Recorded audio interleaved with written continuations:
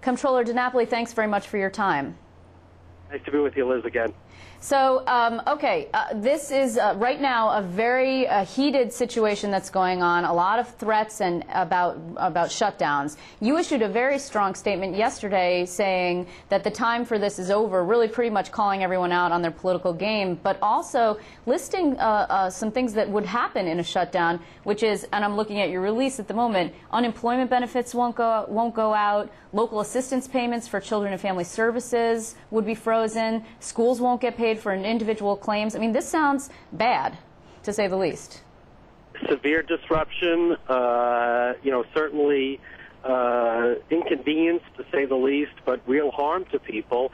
And, certainly when you consider how fragile our economy is right now and how slow the recovery has been, these kinds of dislocations and withdrawal of services from the state could only set us backward at a time that we really need to be moving forward. So this is something to be avoided at all costs. It would be the height of irresponsibility if we allow the budget delay to turn into a crisis in government where we actually start shutting down state government. There's also a possibility of potential lawsuits from the state workforce. So you do note that that state employees would not get paid on June 23rd, which is the next pay period, but also that the state would actually open itself up for lawsuits because people have to get paid for services rendered, and they get paid for the past 2 weeks that they've worked, actually. So if you stop paying them, that's a breach of contract, is it not?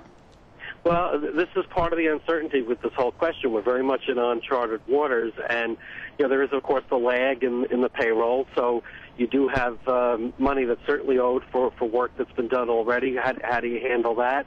Then there's the discussion that's been going on today about something that was utilized a number of years ago when script was issued in place of an actual paycheck.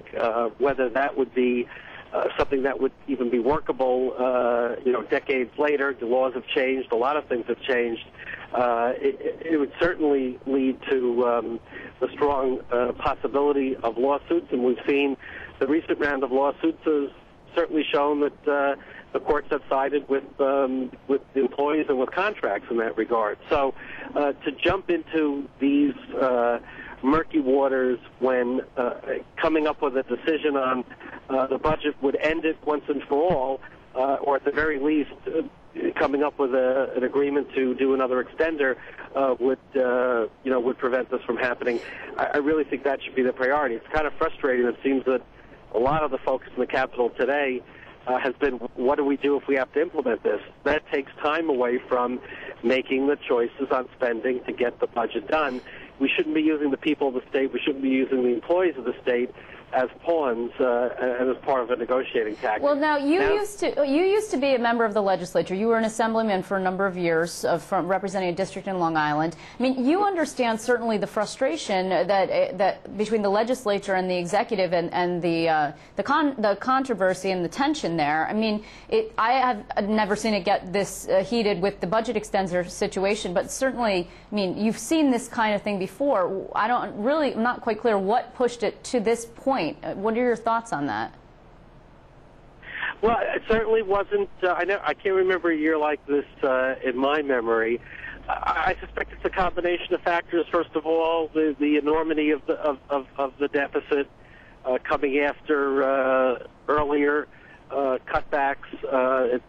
It's I'm sure not an easy task to always seem to be cutting back on programs, including many programs that have a lot of public interest and a lot of public support. You also have a different political dynamic. You have a razor-thin majority, as we all know, in the Senate. That makes it harder to build a consensus. None of these, though, even if you could use them as ways to describe the current situation, none of them are an excuse. This budget is already over 2 months late. At a time of continued crisis and economic uncertainty, especially at times like this, we should be putting aside partisan differences, personal differences, understanding that compromise is going to be necessary, and that we have to make tough choices. It's what New Yorkers are expecting, and we cannot allow this to spiral out of control to the point that we have to close down government. But that makes absolutely no sense. Most people don't actually believe there will be a shutdown, that this is some kind of weird game of chicken that's going on. I mean, do you honestly believe that there will be a shutdown? It would be the height of your responsibility if it happened, but, you know, I've been around long enough to know that sometimes something that starts out as a seemingly crazy idea or as a threat or as a tactic could become a self-fulfilling prophecy. So I think we need to take this seriously, but not take it seriously to become fearful that it's going to happen, but use this as an opportunity, as a wake-up call to say, let's just get the job done. You know, we're frightening New Yorkers. We're creating uncertainty. Let's instead get to the job at hand, agree on what needs to be in the budget. I know everybody's talking about getting the extended done. I think this should be a wake-up call for getting the whole package done. Let's start voting on budget bills so we close this process down. Now, you actually, since we have you here, which it's actually quite fortuitous, because you put out a very interesting statement today from your campaign. On the campaign side, you're running for the first time statewide for a position, to hold a position that you inherited after Alan Hevesi had to step down due to after he pleaded guilty to a felony of defrauding the state out of services. In 2007, you were elevated by the legislature to your position. And you, because the office had been so mired in scandal, you actually limited voluntarily the contributions that you were accepting. But now you have decided not to do that anymore. You have sort of rearmed, if you will. Why did you decide to do that? I mean, yeah, well, keep in mind, you know, the first 15 months, I didn't do any fundraising at all. We really focused on straightening out the office, getting it back on track. And when we started doing it, I said I wanted to send a different message, and we had a series of limitations on fundraising, including on the limits. At the time, though, I also said that we needed public financing. There needed to be a level playing field. Of course, that didn't happen. Since that time, we also instituted the pay-to-play prohibitions related to people who do business with the pension fund, similar to what the SEC has proposed. It's still pending with the SEC. We've implemented it here in New York. And, of course, we find that I have an opponent who's not adhered to the same kind of limits and has been raising money, you know, at the maximum levels.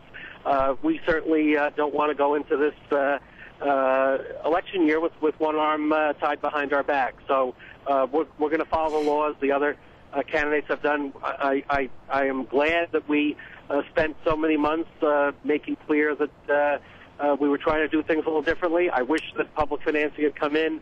I wish that my opponent had agreed to a similar limitation. That didn't happen. So we're going to be prepared for the election this fall. Your opponent, actually, Republican Harry Wilson, he's a former hedge fund manager. He probably has some resources of his own. He hasn't said how much he might spend of his own money, but he put out a statement and he accused you of flip-flopping and acts of hypocrisy. He said you took those to new lows today, reversing your pledge, and he basically hits you very hard and calls you a career politician and typical of a career politician. What's your response to that?